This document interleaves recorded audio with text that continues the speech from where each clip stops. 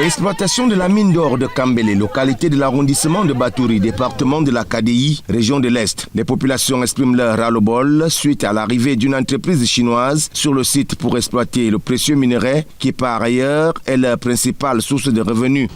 Pour nous, on veut seulement nos enfants doivent travailler. Les Chinois là, ne peuvent pas nous donner même 5 francs. Nos enfants et nos petits-fils maintenant là sont déjà à l'école. On va les instruire avec quoi? On doit faire les débats ici comme avec nos enfants pour que nos enfants doivent fréquenter. Nous devons comprendre que la note du chef de l'État est claire. Suite aux premières notes qui étaient sorties, que les terres reviennent aux riverains, mais malheureusement ici, de notre secteur à Kambélé, nous voyons encore des Chinois qui interviennent et qui agressent, on peut dire d'une manière très simple, les riverains. Donc ils viennent pour s'accaparer et arracher tout ce qui nous reste. Vous voyez les terres là que vous voyez avec toutes ces populations derrière nous là.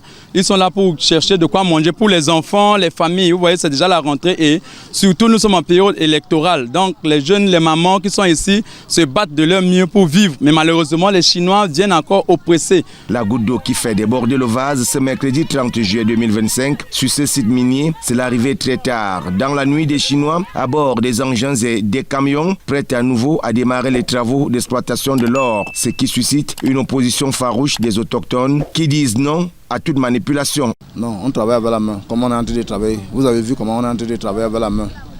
Les déchets comme ça, là, on travaille, les Chinois viennent encore nous chasser derrière, qu'on ne doit pas travailler. Et c'est comme ça qu'ils sont derrière nous avec les gendarmes. Les gendarmes nous menacent dans notre propre terrain.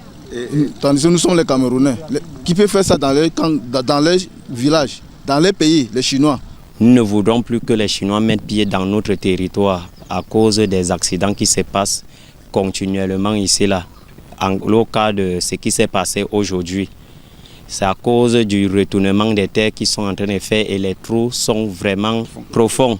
Parce que nous ne voudrons plus. Les gars se battent maintenant de la main. Le travail qui se faisait autrefois de manière artisanale et bénéfique aux populations riveraines est en train de prendre des proportions inquiétantes avec l'arrivée des engins sur le site qui non seulement empêche l'épanouissement de l'artisan d'autrefois, mais rend également le terrain accidentogène, ce qui est la cause des premiers décès enregistrés.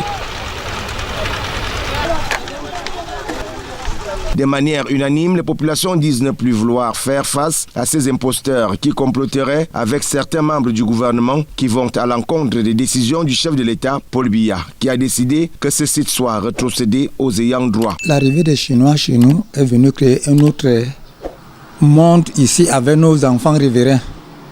Nous ne voulons plus l'arrêt même du chantier à qui l'État a arrêté le chantier là. Nous tous nous sommes très très contents parce que nos enfants étaient déjà, l'esclavage des Chinois était déjà chez nous. Les Chinois prenaient déjà le sol Camerounais, on disait que c'est pour eux. Nous ne voulons plus les Chinois chez nous.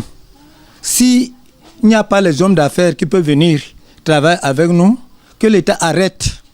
Si c'est les Chinois, il y aura toujours soulèvement. L'homme chinois est là, gifler nos enfants, c'est les Chinois. Demandez même au fort des ordres de tirer sur nos enfants, c'est tuer les Chinois.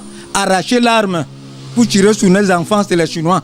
Dès qu'on a appris que l'État a arrêté, que les Chinois ne doivent plus travailler, tout le monde, nous tous, nous sommes très contents.